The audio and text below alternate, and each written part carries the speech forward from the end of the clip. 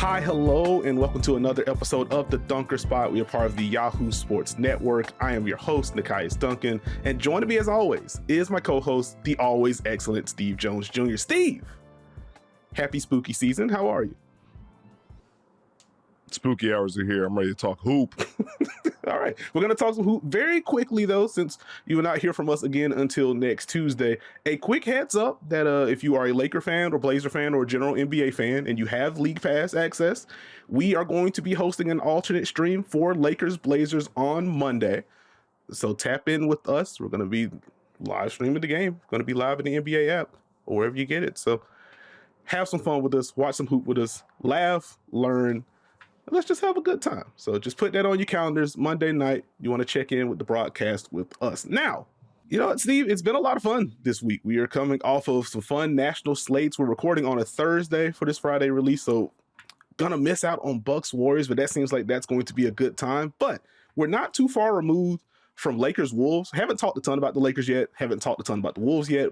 Both teams missing their best player, or in the Lakers case, their best players. Doesn't seem to matter to Austin Reeves right now. Sure doesn't. Sure does not, Nekias. He's having a great time. Austin Reeves is having a blast. Yeah, he's having a blast. Electric into that game with an Austin Reeves game winner. Actually, let's table it right there, Steve. Let's start with Austin Reeves. What do you make of the start of this season for him? I think it's been a really good start for Austin Reeves as far as having growing confidence and growing comfort offensively. It's not that he has not had the talent. It's interesting because JJ Redick was like, hey, man, in the offseason, we heard the reporting, hey, you're out of excuses, bud. It's time. And he's responded in a way that showcases, okay, I could do a lot more. Now, obviously, with Luka out, with LeBron out, Austin Reeves is put into more of a position as a playmaker, ball in his hands more responsible for what the Lakers do. But I like that he is now understanding and reading defenses more. And we talked about the drives that he's had this season, putting himself in a different position as far as getting into the paint, putting his head down, getting to the free throw line. That's important. But now you're seeing the overall mindset in pick and roll. You can see how he handles drop coverage. So when he gets that screen, Nekias, and that big is back, he has that understanding of how to dribble into that space, how to engage that defensive big, and he's just making more reads. So if he sees a defender on the weak side of the court opposite, they come and help on the roll, he's firing those skip passes. So I think one of the most impressive things from that Lakers-Wolves game was just the passes Austin Reeves was looking to make and consistently trying to make. And so we're seeing more of an effort from Austin Reeves with no Luka, with no LeBron, to be patient in pick and roll as well. So if someone like DeAndre Ayton or someone's coming to screen for him, he is understanding, okay, I have time and space to make sure I set my man up to come off the screen. So if I don't get the first one, I can get a rescreen, get a second one, and I can get downhill and make the right reads and make the right plays. And I think the other interesting part here is the better he plays, the more you can put him in movement. Like, we always look at the Lakers offense, and with Luka and LeBron, we know how teams are going to guard them. We know that teams are going to lock in. It's going to open things up. You can put them in movement. How much do you want to put them in movement? How often can you get to it? How quick is it? Yeah. Austin Reeves, you can put in movement sets. He flies around. And you can get a lot of zip out of that in tempo. I think we saw that against the Wolves as far as being able to get dribble handoffs, play through their elbow actions, and have him involved. I think that's a big key. The other interesting part is the DeAndre Ayton of it all. Yes, I said DeAndre Ayton. Yeah. I think DeAndre Ayton's a really good pick and roll partner specifically for Austin Reeves because of the pace that he plays with. I think when it comes to DeAndre Ayton, and overall when we think about pick and roll, right, we think about bigs rolling deep into the paint. We think about, the word lob threat gets thrown around. Ayton, if he sets a higher screen on the court, his role is probably taking him towards that free throw line area. Now, that is his sweet spot in his mind, I believe. And he's been historically good in that area.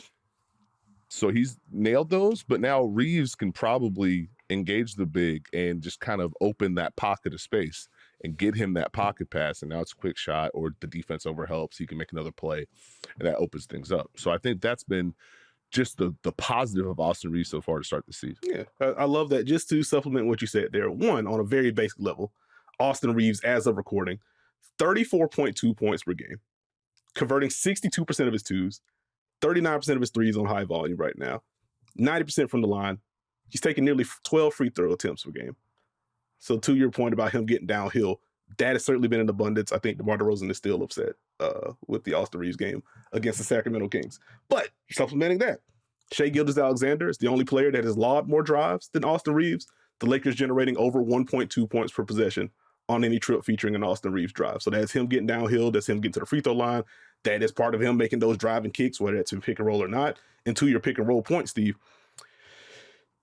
this Reeves-Ayton tandem has been very good. They are also the only pick and roll duo in the league that's run at least 100 so far this year. It's been an incredibly high volume bit so far, over 1.1 points per possession on those trips as well. And I'm glad that you brought up Ayton as a concept, but also his partnership with Austin Reeves in particular, because I think after that first game against the Warriors, Laker fan base not very pleased with DeAndre Ayton. I think we can leave it there. But as part of Ayton's like post-game comments and stuff, I think someone asked him about him in pick and roll in particular. And he said, I feel like I'm kind of a weird, paraphrasing, kind of a weird pick and roll partner for folks. And it's going to take some time for all of us to gel. And so the fact that he has his own kind of pacing with his roles and where he wants to get to, and Austin Reeves can rev up or rev down in just the herky-jerkiness of his game. It's not quite like the Luka speed, but it's a similar cadence in that degree. It makes sense that those two have gelled to the degree that they have. And so the fact that the Lakers are able to, as you mentioned, get to some of the movement stuff with Austin Reeves, and you can still default to let's go high pick and roll, and they have that combined comfort there, it gives the Lakers probably a higher floor than people expected without Luka and without LeBron, with those guys on the floor. So it's been cool watching them build that out. And then when you look at that Wolves game and you get some complimentary shooting from Jake LaRavia and others, it greases the wheels of the offense a little bit. And I think as we talked about their defense after that Warriors game, very basic point, but if you are making more shots, you have a better opportunity and you have more opportunity to actually set up your defense and give yourself more of a chance to get the stops that you need to then get out and flow into early offense and transition to things of that nature. So saw a good little bit of that in that Wolves game. So I appreciated that.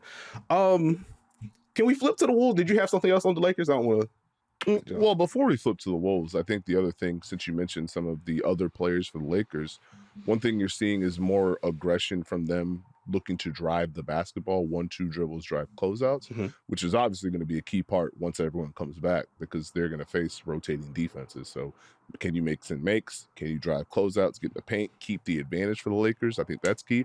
And then the other thing to keep an eye on is with everyone out, hey, guys got to play. Guys know they're going to play.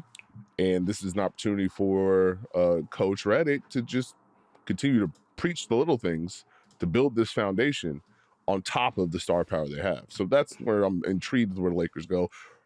It's the Western Conference, so you got to mix in as many wins as you can. And I think some nights it's going to look like it did against Minnesota. Some nights it might look like it did against Portland. You never know in the NBA, but yeah, that's where we're at.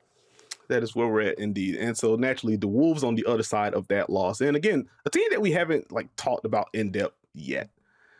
And this has been an interesting start to the season for the Minnesota Timberwolves. Again, no Anthony Edwards for the last 2 games. And so in addition to a small early season sample, there's also just a little bit of grace that I'm giving when the Wolves are just missing their best guy. But with that, go ahead. Well, no, I was going to say, the tough part is Anthony Edwards was on a mission to start this season. Yeah. The guy was on demon time as far as I'm just going to look to score and attack in every single possible way. And getting him mixing in post-ups, the footwork he had, the ball handling he was displaying, he was cooking. And so they were on the horizon of being spoken about by us. And we're doing it, but not the way we thought we would.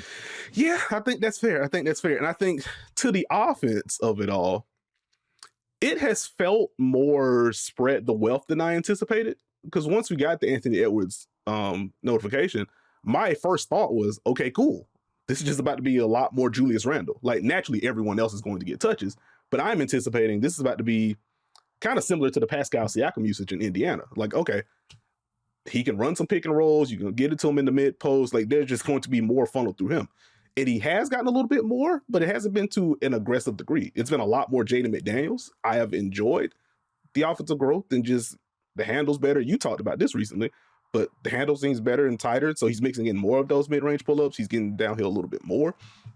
And so that part's been cool. But it does feel like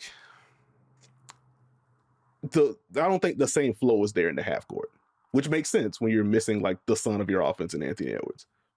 But as aggressive as Jaden McDaniels has been, like he's not drawing two to the ball to the same degree that Anthony Edwards would be.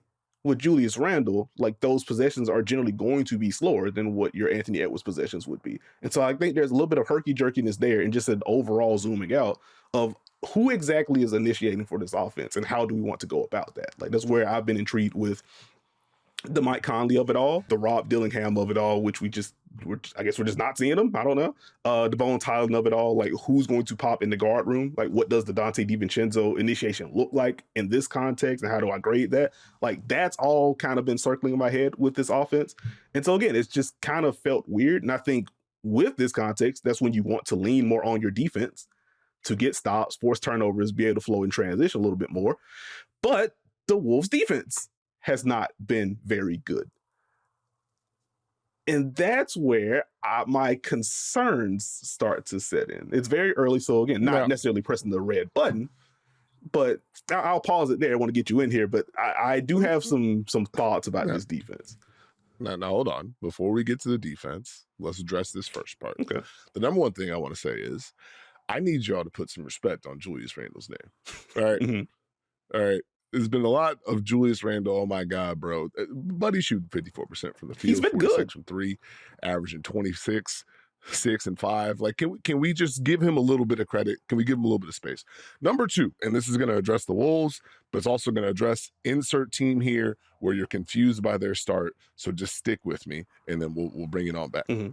A lot of times early in the regular season, right? You are trying to do different things. You're trying to become a different version of your team.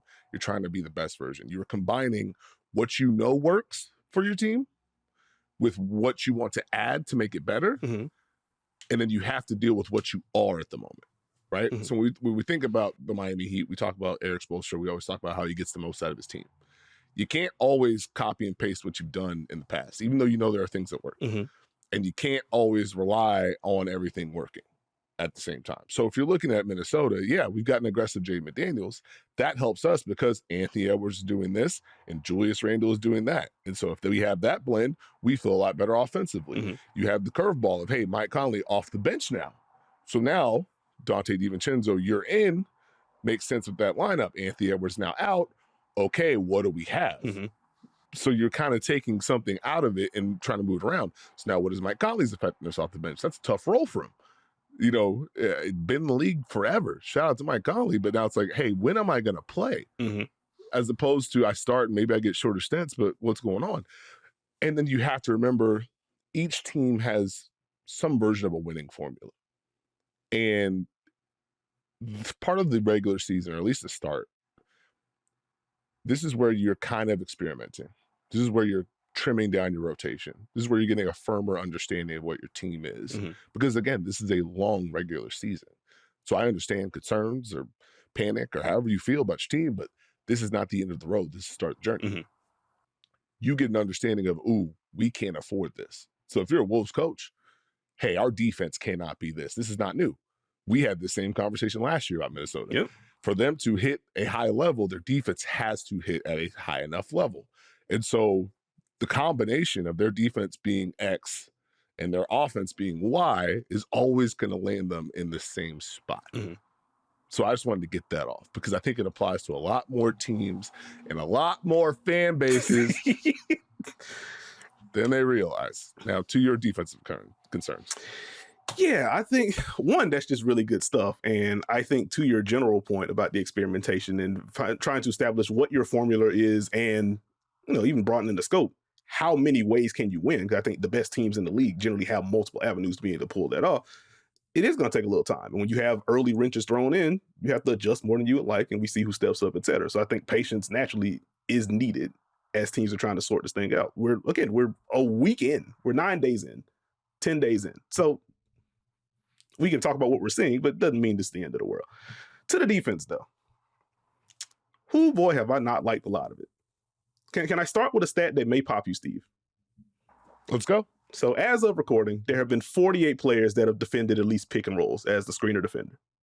Big in the action, whatever. Among those 48 players, in terms of points per possession allowed on those trips, Rudy Gobert is 40th, Julius Randle is 47th. Naz Reid is 48th. That does not mean that is literally just all of their fault. Like, screen navigation matters, help defense matters.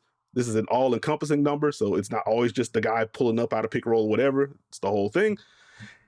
If your 3 rotation bigs are 40th, 47th, and 48th among a 48-player group, you're not in a good spot. And I think even narrowing down on that portion, I just don't like the shell of this defense right now. It just feels like they are late to everything, which means when they have to rotate, they are also late to getting there. You mix in some 2 players going to 1, kick, shot, oh no, it's happened again. Like, none of this has felt as sturdy as I thought it was going to. Like, I've seen like some Jaden McDaniels rumblings and who he's being asked to guard, etc. And like, I don't think it's entirely unfair, but he is also the best perimeter defender that they have, at least in the starting lineup. I don't mind him taking on tough assignments. I would imagine it is tougher for him to do so while also taking on more offensive ownership. Like, he's averaging, as of recording, nearly 19 points per game. It would easily be a career high for him if he keeps this up. And so asking him to take on more ownership, more drives, and then turn around and he's like one of 2 or 3 players on the roster that will actually do like the backcourt pickup on top of that, and then you're factoring in who he's actually being asked to guard, that's a lot. If you are going to have Rudy Gobert closer to the level this year, and he's not getting the job done, that stinks. Because now you're having Jaden dealing with higher pick and rolls. Rudy's at the level and not containing the way that we anticipate him to. And if those are your 2 best guys in the starting lineup and one or both of them are botching something at the point of the screen, who is recovering? Who is cleaning up the mess? It's not Julius right now. It's not Dante right now. Like, it's just a weird thing. And again, I don't want to say like this defense is just officially bad, because as you referenced, we talked about Minnesota's defense to start the year last year, and they ultimately ended up being a top 10 unit again. They were much stronger to close out the season, and thus another run for them. But right now, going back to the Laker game specifically, it was just a lot of pick and roll, one dribble. Whoever's supposed to be the initial helper is like coming to the roll instead of already being in position, and the Lakers are just able to play out of that. Helps that Jake LaRavia made just about everything in those situations, but like, it can't be that. It can't be that. Well, I'm going to raise my hand here real quick. Okay. And I know the Minnesota of it all, but I do think that if you look at how long training camp is these days, how condensed the preseason is, and how much players are playing during that, and now you have the start of the regular season, you end up in a scenario where, okay, top defense, Oklahoma City Thunder. I think number 2 is the Spurs. We know what they can do defensively. Number 3 is the Chicago Bulls. Number 4 is the Miami Heat. I don't know if I would say that they are defensive stalwarts, no disrespect. So I think right now what you're seeing across the league is a league that is over-helping, over-rotating, opening up plays for offenses, and on any given night, you can look really good defensively, or you can look like you don't know what's going on. Mm-hmm. And so I think overall, we got to watch and see how these defenses grow. And I think you can't bake in that defense is going to bring you to the table. Don't ask me how I know. But if you can't bake in that your defense is going to automatically play at a high level, you have to preach the habits, you have to build the base, and you have to do it every single night. And so I think there's a lot of teams that are looking at their early start and saying, hey, our defense is exactly where it's at. Mm-hmm. The funniest part is, like, Houston has the defensive identity, has had the defensive effort, and they've just scored a lot. So it's just like, it's all over the place. Yeah. It's just very weird. And so, like, even to the Jaden McDaniels of it all, just very quickly, getting hit on more screens this year than last year. Contact rate about 65% last year, up to 79% this year. The average pick and roll distance that he's defending this year is around 29 feet. That was at 27.8 last year. And so just those margins matter for, again, a guy that is already generally defending smaller players than him. Because at 6'9", 6'10", he isn't supposed to be able to navigate screens as well as he generally does.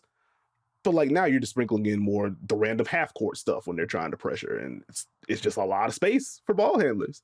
And if the help defense isn't keyed in, factor in some of the, the activity and the overhelp, as you mentioned, it just leads to swings. And I would like to see the screws tightened on that end for Minnesota. I think ultimately it will be, especially as they get healthier. But just as right now, it's worth noting, hey, this isn't what it needs to look like. Chris Finch has talked about it. This morning I was watching a post-game video of Julius Randle. It's like, hey, what do you think is stopping y'all for bottling what y'all did in the fourth quarter of that game, pre-Austin Reeves game winner, and doing it the whole game? But Julius Randle's like, hey, man, I don't know. Like, Chris Finch talks about it. He preaches about it before games, et cetera, et cetera. It's just up to the players to execute. Understood. Understood. Totally understand. Now, can I bring up a different Western Conference team? Sure. Can I just mention the Houston Rockets are knocking on the door? You sure can. Mention the scoring. Obviously, they have played the Raptors and the Nets, who don't look up where they are defensively. Nekias, Duncan, you particularly. I have thoughts. Don't worry. But, I mentioned kind of them trying to figure out their lineups and what does well. When Tari Eason plays well, it helps. But the Kevin Durant of it all, you're starting to feel a little bit more of an impact as far as, okay, we can get Alperen Şengün in the post, and we can have Kevin Durant one pass away. And one, do you want to double Şengün? You're going to rotate to KD. What does that open up for us on the other side? Being able to create advantages, his ability to get a bucket late in the clock, his defense where he can switch and guard multiple positions. But I like the feel of him just kind of being a factor more, playing with those two with an empty side and letting the defenses make the decisions and playing off of it. Now you got Jabari Smith attacking closeouts. You got Amen Thompson cutting. You got Reed Shepherd looking dope. Just sprinkling in a little bit more confidence every now and then. Hey, here's a high pick and roll for me. That's a drop. I'm going to turn the corner and drive. Hey, good job. There you go. That's what we want to see. And so I think the biggest thing for Houston going forward is just, okay, how much tempo can we play with? Can we get Şengün this post up earlier than 12 on the clock and now keep an advantage? But those type of plays from Houston have been really good. So I just wanted to sprinkle that in. Did you have a Western Conference team that you had some quick thoughts about? I sure do. I'll just quickly say on the Houston front, like, I've just really enjoyed the way Alperen Şengün has been used for most of this season. Like, obviously you have the mid-post stuff and some of the low-post stuff against mismatches, but them sprinkling in not just inverted pick and roll, but some of the high inverted pick and roll for him, I didn't think it was going to hit the way that it has at points so far this year. And so I'm generally curious to see, like, what volume Houston ultimately lands at. Like, I don't think that's something that you want to spam 12 times a game for Alperen Şengün, of course. But, like, having Josh Okogie screen for him and open up some short roll opportunities is interesting. And just in general, like, let's make a player navigate against Alperen Şengün. Do y'all actually want to switch this? And then want to deal with the herky-jerky drives and some of the flailing, and now Şengün with the weird hook. It's just a lot of fun. It's a nice little counter in the half-court offense. I want to talk about the Clippers real quick, Steve. Okay. Another team that we haven't done like a dive in yet. And even now, I don't want to spend like 15 minutes on them right now. But I would just say I was very high on the Los Angeles Clippers. I remain high on the Los Angeles Clippers, but I can acknowledge not the start that I thought this was going to be for them. As of recording, 2-2, 23rd in offense, yuck. 18th in defense, meh. 19th in net rating right now. Did you do a self-yuck? Self-yuck. Okay. It can't be 23rd. And it's like, on a very basic level, it is difficult for an offense to be bottom 10 when James Harden is playing as well as he is offensively. Like, it's kind of hard to balance those two things at the same time. But, like, that's kind of where they're at. And I think, just quickly, on the offense, it's way too slow right now. I think part of that is just trying to get new personnel to jail and things like that. But as of recording, Steve, an average offensive possession for the Los Angeles Clippers is taking 15 and a half seconds per unpredictable. Not only is that 30th in the NBA, they are the only team in the league with an average possession length above 15 seconds per that site. It's felt very grindy. They have the talent to make that work, but I do think there's some low-hanging fruit for them to grab, getting the ball up a little bit quicker and just flowing into things a little bit quicker than they have been. Some of the off-ball actions haven't hit. I would like for this to be a better screening team, frankly. I'm not going to completely press the Nekias button right now, but I think some of the off-ball designs are good. The screens are bad. Players are getting pushed out, and then it is catch, hold, can I get a ball screen or an isolation? And again, they have the talent to win possessions like that. But if we're just talking about the overall boat that they're building offensively, I don't love that as a foundation. It is something I expect to perk up, but it has to be better than what it's been so far. And then defensively, the question that I posed to you on our Pacific Division preview was, hey, what does this team look like against speed? When they face these fast teams, these quick half-court teams, the transition teams, what is this going to look like? The Utah Jazz got them out of the paint. As of right now, low transition frequency team, but they're the most efficient transition offense in basketball. And they got a lot of that against the Los Angeles Clippers in that opener. Continue to enjoy watching the Utah Jazz, by the way. Golden State Warriors, not necessarily the high transition team, but they are very good at converting your turnovers at the very least. And in the half court, toss to the post, here's a split, didn't work, we fling to the other side, pick and roll, that didn't work, we go somewhere else, someone's cutting behind that action. Clippers didn't do a good job of tracking that stuff in their most recent outing. The screws have to be tightened defensively, and I would like to see better tempo offensively for them. So it's just like, hey, we've seen what it can look like when it's good. If you're not up to snuff, you can get beat. Those are my quick Clipper thoughts right now. Well, I was just going to say, welcome to the joys of the Western Conference. And so I think just overall, it's a team that's going to have to figure out how to navigate through the regular season.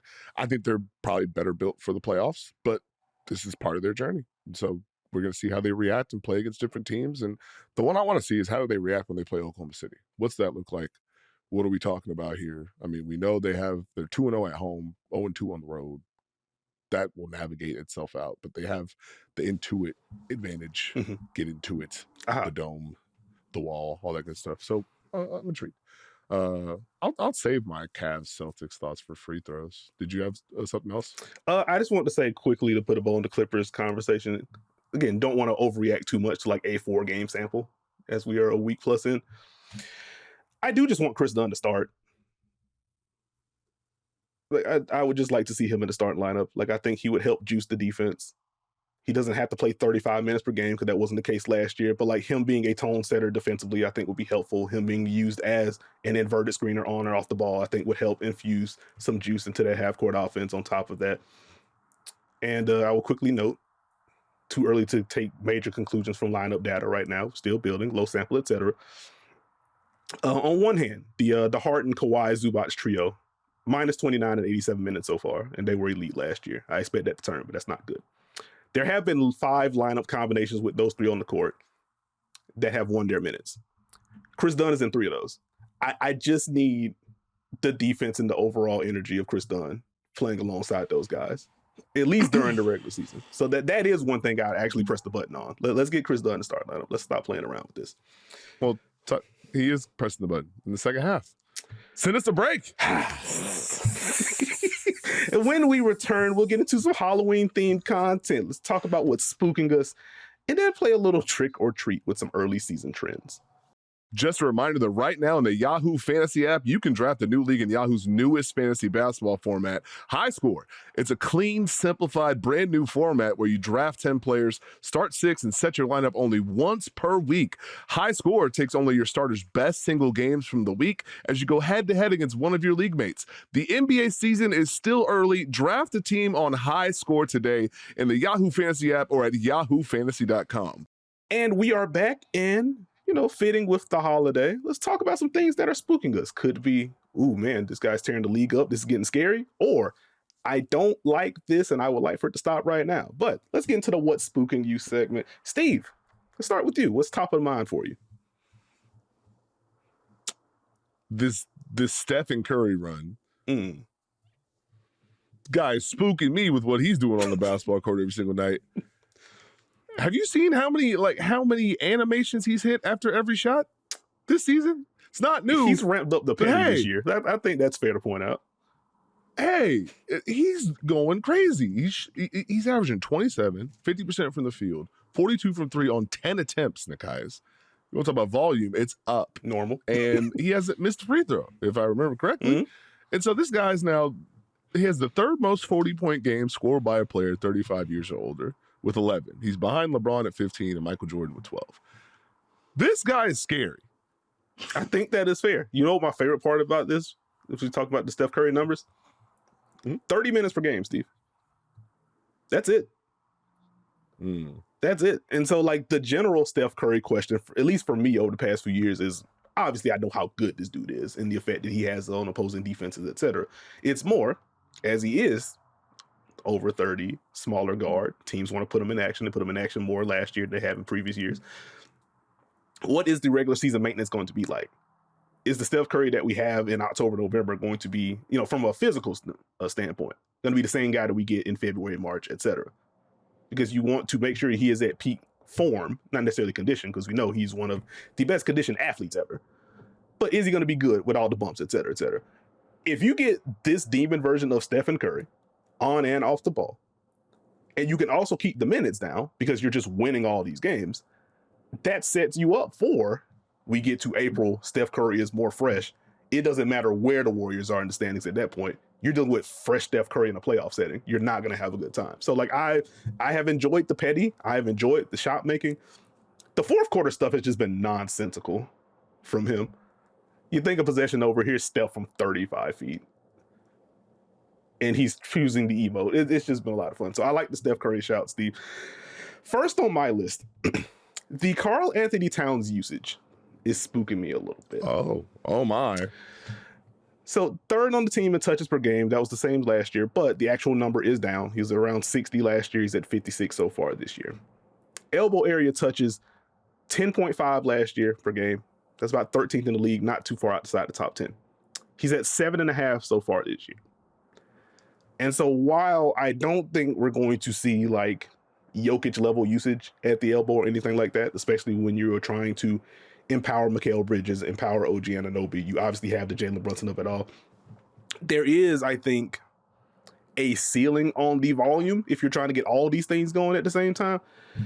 But it does feel a little lower than I anticipated. And again, it's early, but it's been lower than I anticipated. And more than that, though, Cat just doesn't seem very happy at the moment. Like, that could just be, and I would assume it is just, I am a very high level athlete and this has changed and I'm not performing at the level that I am used to. So I'm annoyed that I'm not performing and with this change. So like, I don't think it is Cat's going to demand a trade or he doesn't like Mike Brown or any of that stuff. But that's where it becomes a thing I'm paying closer attention to, because it's like weird and also he doesn't seem pleased. And so I'm just like more closely monitoring that. Like we touched on the last episode, that was more so Brunson than Cat for me, just kind of tracking what his usage looks like. But like digging into the Cat of it all and like looking at the second half of that Bucks game, I'm just like, ooh, this is Cat just seems really frustrated out of it. That's a balance that you also have to find while you're trying to reconfigure this offense. I think for me, when I'm thinking about the Cat of it all, I wonder how much it's because of Mike Brown looking for them to play, empowering the guards and wings. We haven't put in all of our stuff, and that kind of puts Cat in a tough spot. So I think we've seen him in some movement. We've seen him at the elbow at times, not really force feed him too many post-ups. So now it's kind of trying to figure out the Cat of it all, because we're not spamming pick and roll either. So I think it's just, okay, how do we mix this in now? You know, you ever made like cookies?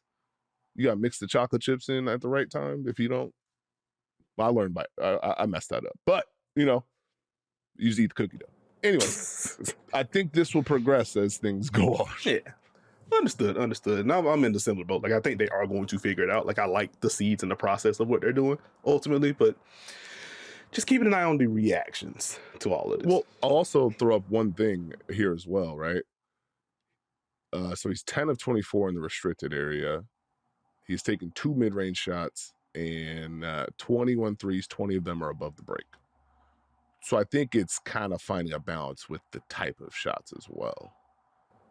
So we'll see how it goes. But that's fair. I pass the rock back to you, Steve. What's spooking you? This guy's Shai Gilgeous-Alexander. So he's very good. I think most people know and accept that. And if they don't, they're just talking about free throws. That's fine. So he leads the NBA in drives per game, right? Where have we heard this before? 22 a night per the tracking data, right? He's shooting 80.8% in the restricted area to start the season. Seems good. He's shooting 65% in the paint. That's not the restricted area. And then he's also shooting 51% from 2 on pull-ups. What do you do with that exactly? Quick guard, shifty footwork, get in the paint, finish in the paint, plus a foul, get you off balance, pull up. Hey, what?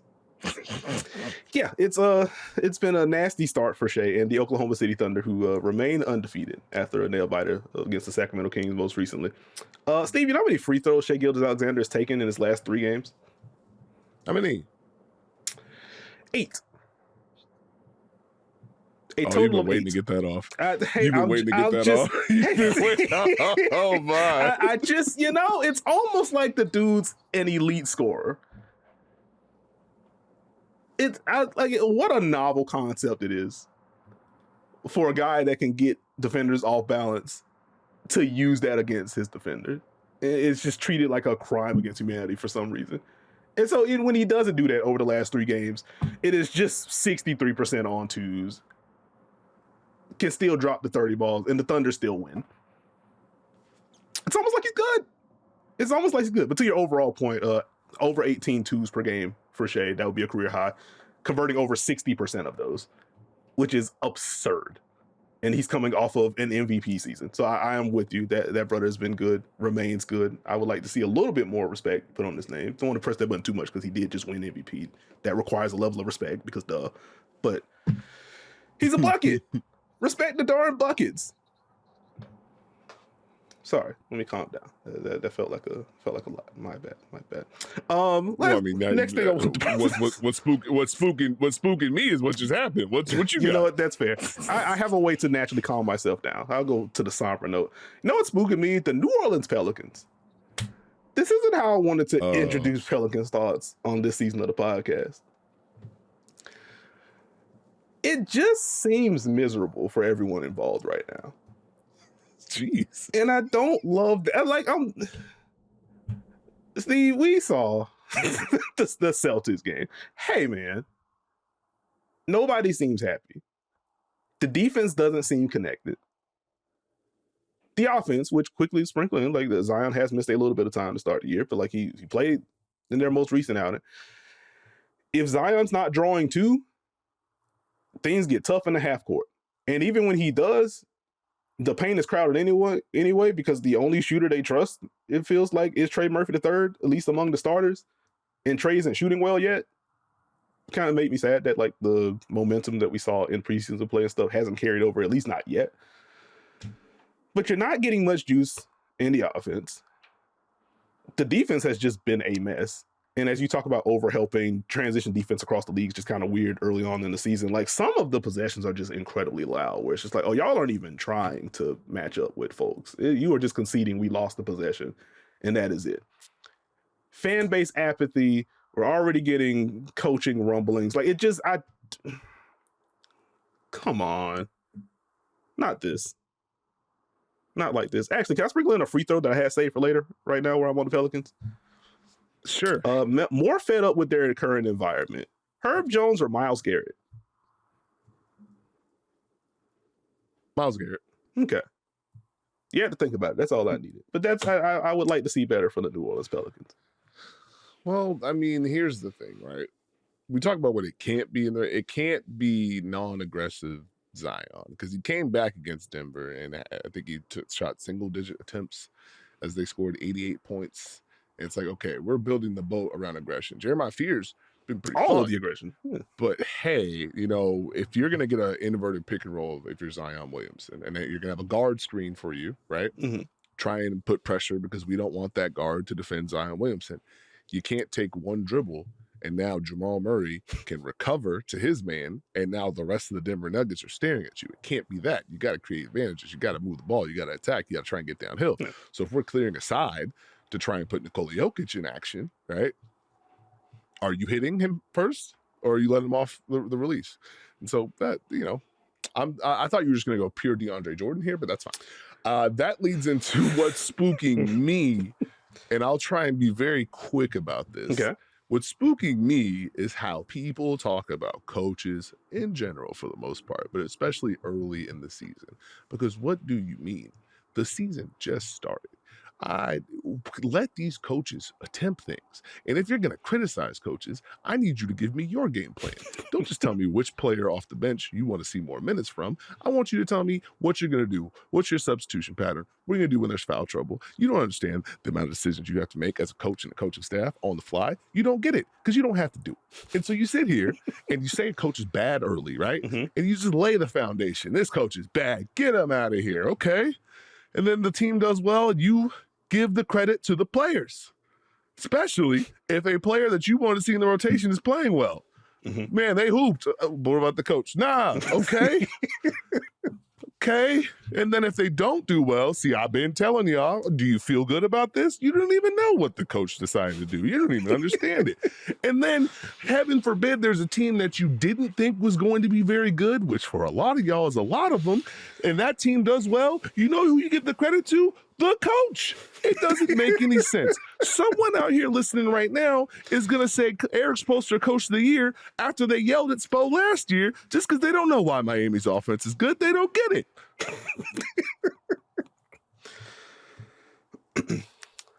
I appreciate that rant. And because I know you held back on that rant. And I still thought that was very good. Sure did. That's what I'm talking about. You know, you should flex more that you've actually been in these rooms, so people know that this isn't good. You were right anyway. It felt like you actually know what this looks like in a literal sense. You have been there. You've been part of planning. Like, if you don't flex it, I will for you. Darn it. Listen to Steve. He might know a thing or two about coaching. You never sat in a coach's meeting talking and drinking coffee and trying to figure out if we should double LeBron James for 30 consecutive minutes. It's stressful. The answer just ends up being shrugged because LeBron's going to do what he wants to do anyway. Okay. Last big thing for me, Steve. What's spooking me is the Brooklyn Nets defense. And to give some background on this, I was on the Kevin O'Connor podcast and we were previewing the Atlantic Division. We got to the Brooklyn Nets and I talked about how excited I was to watch this group. Big fan of Jordy Fernandez, love what he's trying to establish on both ends of the floor, fan of the young athletes that they have in the perimeter room, some of the full court pressure stuff that they did last year. I was anticipating a healthier Nick Claxton, and I was like, you know what? With the Jordy of it all, with the athletes that they have, with the pressure that they want to provide, it gives me seeds of the 2020-21 Oklahoma City Thunder, where pre-All-Star break for them, they were 10th in defensive rating on the year to end up finishing 24th because, you know, injuries, yada, yada, we ain't ready to win yet, all the good stuff. And so what I said on the KLC pod, I was like, you know what, my bold prediction, I think through the first 2 months of the year, the Brooklyn Nets are going to have a top 10 defense. I think they're going to establish some stuff early on before they start losing. Where they at, though? As of recording, per Clean the Glass, they are 30th in defense. They are 30th in half-court defense. They are 29th in transition defense. They're 28th in transition frequency allowed. They have been awful on defense. The pressure's been blown by I said it after the opening Nets Hornets game. Like, the weak side stuff from MPJ has given me an absolute headache. It's been very bad. Now, this is where I remind you, you went and did that take. Salute to the Yahoo teammate. You delivered it. Didn't do it here. And I know why. You did it here. And I just tried to very kindly say, hey, they do employ Michael Porter Jr. and Cam Thomas, who respect great basketball players. I don't know if you're going to build top 10 defense around them with this scenario. And this is like, to keep it in the theme, trick-or-treating. We back inside. Hey, don't go back outside. It's about to rain. Tried to go back outside. Now you all wet. Yeah. It's again, I did say it was gonna be bold, but like, I didn't think he was gonna be 30, Steve. Like, with the MPJ of it all, because again, his defense was a conversation in Denver. On-ball stuff gets wonky. When he does the weak side stuff on time, that's 6'10", he can help you rebound and he can be a positive part of a defense. When he doesn't do it, this is bad. What you doing out there? We need Bruce Brown in for you. We need Peyton Watson in for you, etc. And so I thought, with the MPJ of it all, like, I thought the added size would help. He would help the rebounding for Brooklyn. And at the very least, we would get like the early effort from MPJ since he's in a new spot, all that good stuff. And it's just like, nah. And again, I want to be clear, he is not the only culprit of bad defense for this Nets team. Like again, I have been disappointed in all three phases of this Brooklyn Nets defense. So I don't want to single out MPJ. But it's just like, darn, bro. I was so excited to watch y'all hoop and to watch y'all full court pressure and last in just about everything. It's just kind of tough. Now, there have been positive moments throughout the year. Like, again, the early start against Wemby we talked about in the last pod. Like, there's stuff there, but it's 30th right now. So I would like for that to turn around for my mental health. But yeah. Oh wow, it's been that was okay. It's been kind of tough. Anything else spooky? All right. Hey, so this Alex Sarr year 2 thing. Yes. Are we noticing what he's doing out there on the court? Are we seeing Alex Sarr just, hey, I can hit people. Hey, I can shoot fadeaways. I can get buckets. Are we ready for him to just be like good? Just consistently good night in, night out offensively? Because he's got the mindset. We saw that in year 1. Mm-hmm. I will shoot. Now, what if these become makes? And you got a little wizard team of Alex Sarr, and a little Keyshawn George, and insert young guard here. It's spooking me. It's spooking me. Hey, it's scary if he becomes that kind of versatile talent. Okay, spooking you complimentary. I like that. On the Alex Sarr front, very quickly, through the first 4 games of the year, 19.5 points. 60% on 2, Steve. That's going to be the big thing. The finishing, more than the shooting for me. The finishing was an issue as he's trying to deal with contact. Like that part's been tough.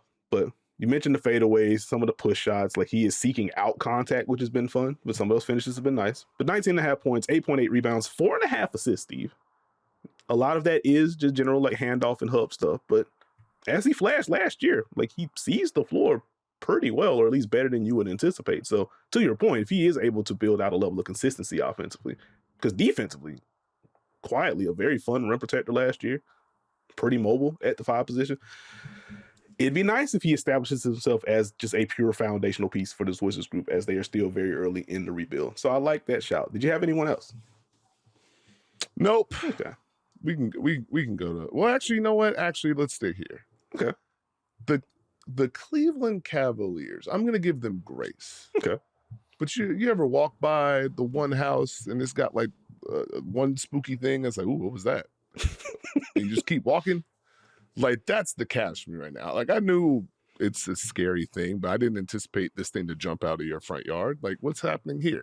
So very quickly, injuries, obviously, they need to get healthy. I think we can all agree on that. Yes. So last year, during that incredible Cleveland Cavaliers run, they were 9th in the NBA with 51.3 points in the paint a night. Mm-hmm. They are currently 29th in the NBA with 40 points in the paint a night. And what this can't turn into is teams. Now, Boston, they play Boston. Boston is very extreme on, hey, is that a drive? We're all in, and then we're going to play out of it. So some of that is a little skewed, small sample. But what you don't want to have happen early in the season is the league feels like they have a book on you. Mm-hmm. It's like, actually, if we just protect the paint and make you kick, how many guys, A, can get in the paint? B, how many guys are making these shots? Mm-hmm. Evan Mobley, it's cool you're more aggressive. How about all these people around you on your drives? Mm-hmm. And so what you don't want to have is teams figuring things out, trying similar things. Now you have to figure out a different battle. It's part of the season, but you don't want that early. And then the Boston Celtics continue to confuse me. Shout out to Hugo Gonzalez getting all the defensive matchups. Yes. Joe Mazzulla spooks me because I never know what they're going to do. But I got nothing on top of my head. So on that note, we're going to take a break. And when we return, we'll play a little game of trick or treat. Some early season trends. Do you believe or do you not? We'll be right back. All right, we're back. Steve, let's play some trick or treat. Let's talk about some early season trends. Do we believe or is this a little bit of fool's gold? I would like to start the bidding with the team that we just talked about, the Milwaukee Bucks. they easily have the best half-court offense in basketball right now. Per Clean the Glass, a 114.1 offensive rating in the half-court. The Warriors are second at 108.7. It is a massive gap. I think you did a wonderful job of spelling out what the Bucks are doing and how they're trying to build the boat around Giannis. So just check out that episode if you want deeper thoughts on that front. But Steve, not do you believe in the Bucks half-court offense? Do you believe that this is the best half-court offense in basketball? Trick or treat. Ooh, that was a curveball right there. I was all set to say treat there, but you ever like go up and they hold the bucket out and it's like, ooh, that's a butterscotch. I don't know if I want to put my hand there, but I'm already there, so I just got to scoop it out. That's kind of where I'm at with that question that you just asked me. I'm gonna go with trick on them being the best half-court offense in basketball. That feels like an inch too far for me. Okay. I think the Ryan Rollins of it all is very good. Obviously, we've spoken at length about Giannis Antetokounmpo. I think there's a belief there that is impactful, especially when you look at that Knicks game where we really do believe we can figure this out in the half-court. You need that. Best half-court offense in basketball is just it's one of them sour candies, one of them old school, like, jawbreaker type beats. Like, hey man, I don't want this anymore. Wow. I can't say that I was expecting that to be the bit, but Giannis 33, 14, and 7 right now. Would it move you if I told you that in the half court, the Milwaukee Bucks, 3rd in rim rate, obviously Giannis led, 7th in corner 3 rate, getting fruitful shots at the rim, getting to the line, you're also getting those kickouts to the corners. Does that move you at all? Well, for everyone that's listening, some can see me, but am I moving? All right. Well, that's going to conclude it for me. That's my first one. All right. We got trick on Milwaukee's first-rate half-court offense, but you do generally believe in the good that they're doing. So, okay. All right with you. What you got? Sure do. It's kind of a dual one, so stick with me. Trick or treat. Okay. The Chicago Bulls leading the NBA in points in the paint at 59.5 a night. And see, this is funny because I also had a Chicago Bulls one. Leading in paint point, I'm going to go treat. Okay. Because I think just with the pace that they play at, like it just kind of breeds a bunch of transition baskets. They drive a bunch. A lot of good cutters in this offense. Again, I've really enjoyed the Montas Buzelis of it all. I would still like for him to press the X or A button at some point on some of these, but he gets downhill. He's very violent as he gets downhill, all the good stuff. And just kind of zooming out, they are second in the league in rim rate so far this year. And based on where they're taking their shots, they have the best location effective field goal percentage in the league right now. Like that probably slips a little bit, but I feel like if I remember correctly, they ranked high in that stat last year too. So like I could kind of get down with the Bulls leading the league in paint points. Okay, I'll go treat. Now this is the double sword of it all. Okay. Trick or treat, the Bulls being 30th in the NBA in opponent points in the paint at 54. That also feels like a treat. That the back line kind of is what it is. Like I have enjoyed like their half court activity defensively, but it's still very much going to be, hey, Vooch, can we get you up here? And then depending on how teams want to space, and let's make sure this guard is in the weak side corner. So now you got to deal with something like that. Still, not even in the back of my mind. Like I still just see that sometimes with the Chicago Bulls, even within this undefeated start that they're on, and they deserve praise for that. So like that doesn't shock me. And again, just the general pace that they play at, that it's going to breed like volume of points. So I'll go double treat on the Chicago Bulls. Okay, I like that one. Going back to the Houston Rockets very quickly, Steve. Currently, against them and the Utah Jazz, an offensive rebound rate over 42% so far this year. And in the half court, the Houston Rockets rebounding, I think 45% of their own misses in the half court, which is absurd. Hello, Steven Adams and Alperen Şengün and Josh Okogie and everybody else. As far as the tracking data that we do have, going to NBA.com, the highest recorded offensive rebound rate in a season is 38.3 by the New Jersey Nets in 97-98. Trick or treat, the Houston Rockets eclipsing that mark this season. Trick. Okay.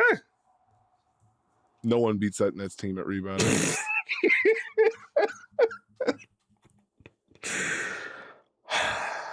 That is unbelievable. That's unbelievable. Okay, what you got for us, Goat? To keep it with the Houston Rockets, as we record, the Houston Rockets lead the NBA in offensive rating. Trick or treat, are they the best offensive team in the NBA? That is going to be a trick for me. I don't know if I believe to that degree in the Houston Rockets offense.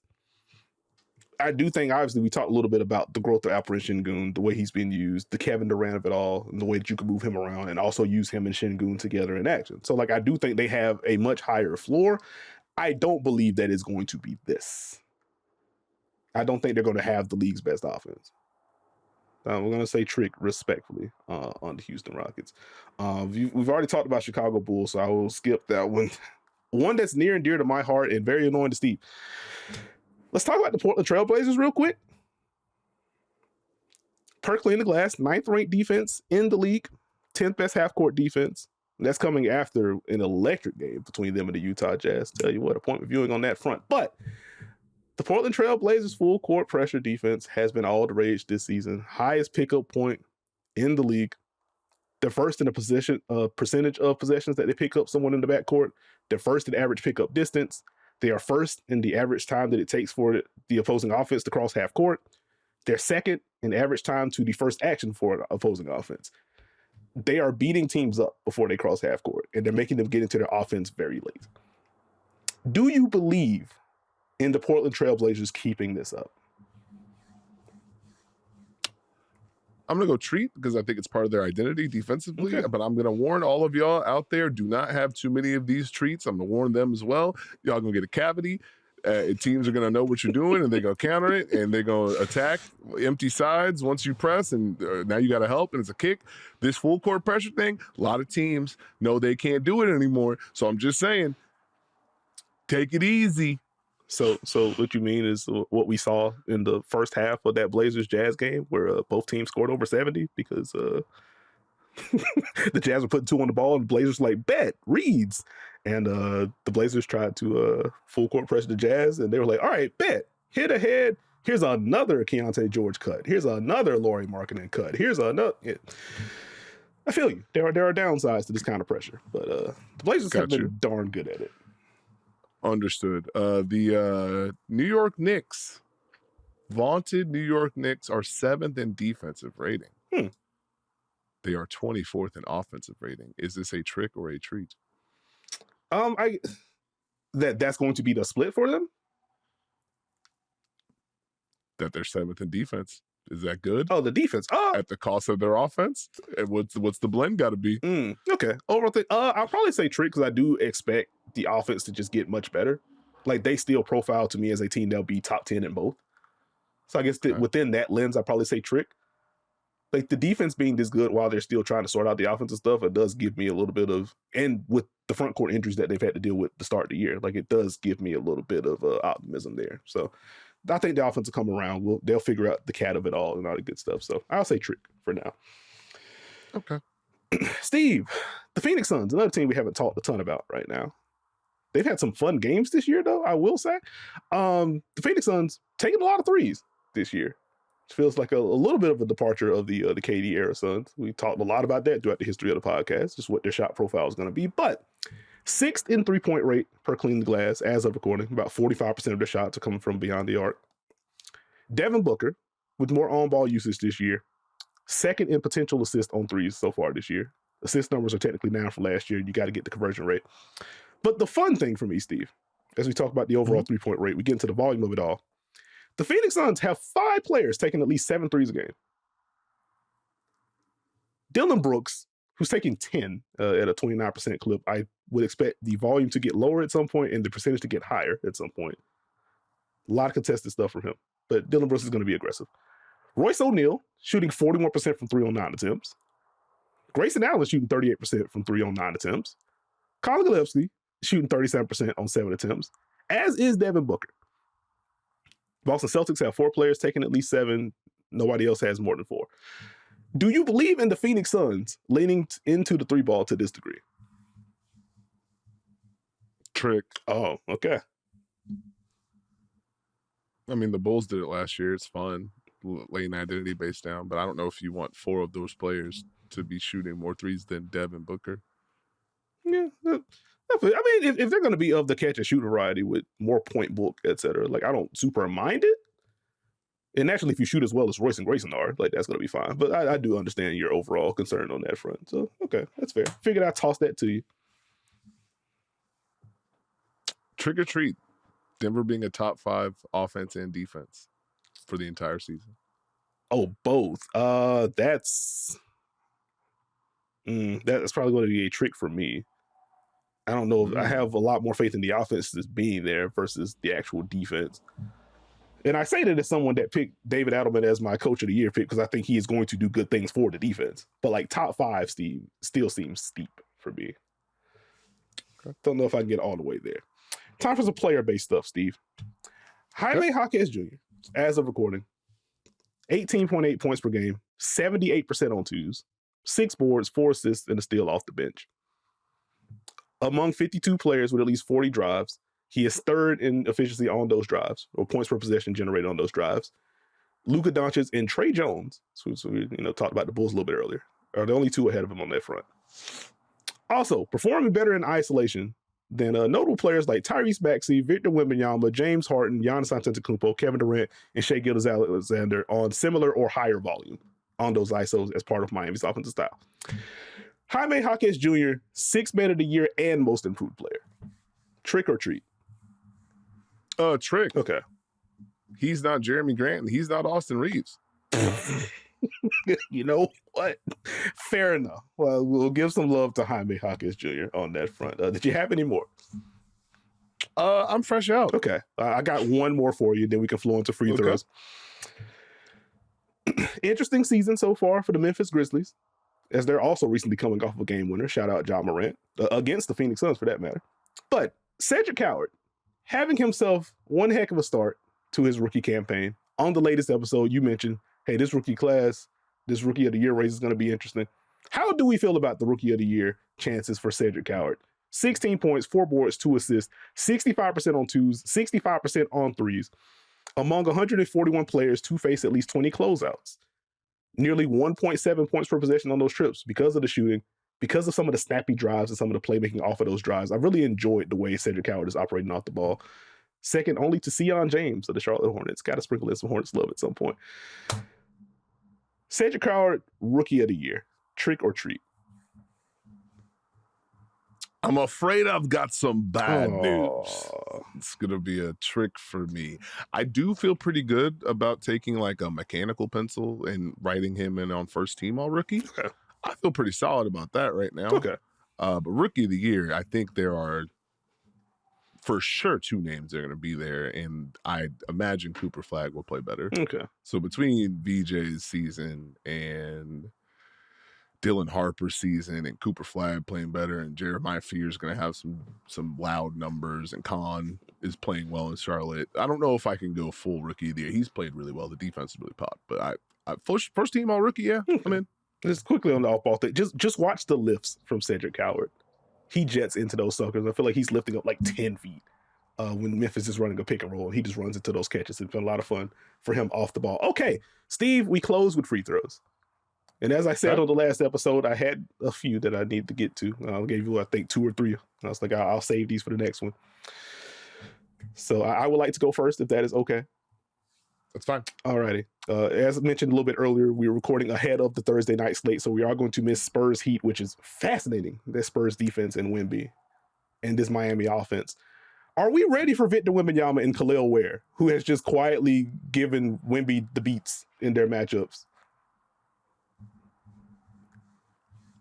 Is Khalil Ware ready for Wemby and Khalil Ware? Because you say that, but have you seen Wemby? Did you see Wemby's summer? Yes. You think he doesn't remember that? You saw what he did to all the bigs this year? Yeah. Yeah, I think, yeah. Get a good pregame meal, take a nap. I would imagine both are going to be up for this one. So it would not surprise me at all if Wemby 40, 18, and 7 or something ridiculous.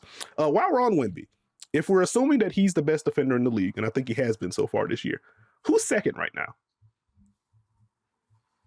Second best defender? Yes. Ooh. I don't know how I feel about that one. That's a really hard one right now. It's very early. It is. Alex Caruso. Okay.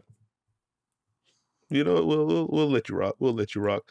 Steve, are you ready for Austin Reeves to firmly establish himself as the Lakers' second best player this year? No.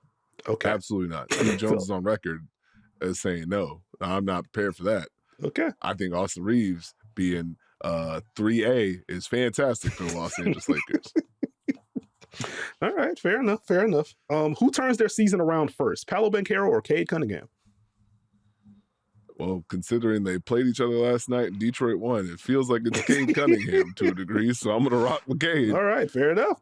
Although, hey, Paolo Banchero was a very good basketball player. I need y'all to turn some of the volume down a little bit. I mean, heard everything when got 7 assists in the first half last night.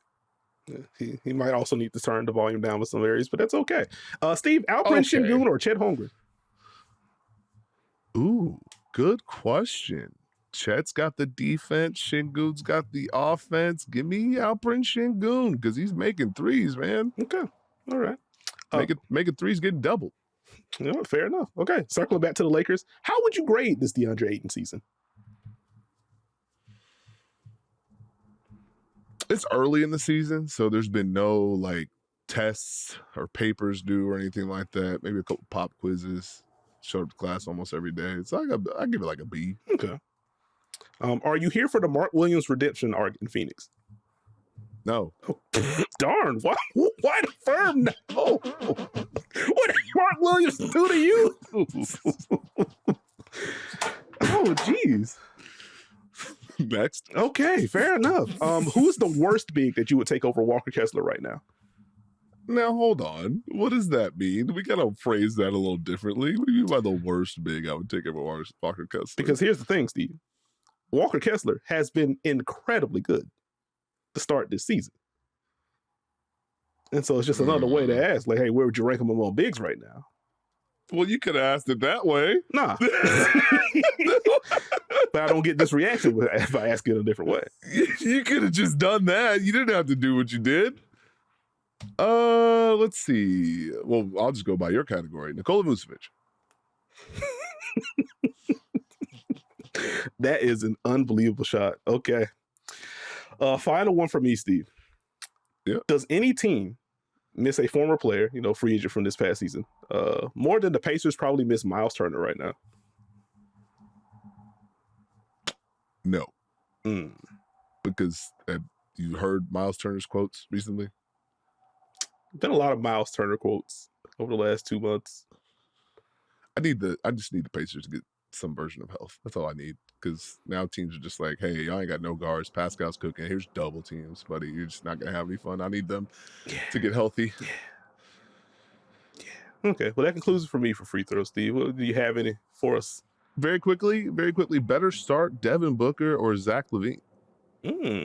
Gonna go Booker. I almost went with a LaVine one because he has just been cooking. Unfortunately, the Sacramento Kings are a basketball construct. It's been a team. Wow. All right. They play. Is it a scale of 1 to 10? How funny is it that Nikola Jokic said, "Hey man, can we stop calling my triple doubles effortless"? He's probably tired of the whole, man, he this good. He don't even care about basketball. He'd rather be with his horses. I'm sure that probably weighs on him as a multi-time MVP and champion and all of the things. So, I dig it. Understood. So Colin Murray Boyles got his first start. He also got his first interactions with Steven Adams, which left him feeling a type of way. And he was quoted as saying he asked what Steven Adams' routine was mid-game because he was so strong. Is that a very funny welcome to the NBA moment? Yes. And on that note, Steve, one of the funnier possessions of that game before I got incredibly sad by the Toronto Raptors again, it was like an early seal from Steven Adams in the first quarter against Colin Murray Boyles. And he just sealed him with one hand. And Colin just working his tail off trying to get there. And Steven was just like, yeah, excuse me, little man. I got this. And it's just interior feed and basket. And I was like, I guess this is just a size difference and a strength difference, huh? But I enjoyed Colin in that game. Got you. Who has a cleaner path to a potential MVP case, Jimmy Butler or James Harden? It feels like James Harden by default. Really? Yeah, I don't like unless Steph gets hurt. Like I think Steph is just the Warriors rep. Jimmy's played very well, to be clear, but I feel like Steph is firmly the best player on that team, and thus I don't have a lot of juice for second best player MVP love. So, okay, who's been better this year, Franz Wagner or Jaylen Brown? Ooh, that's a fun one this year. I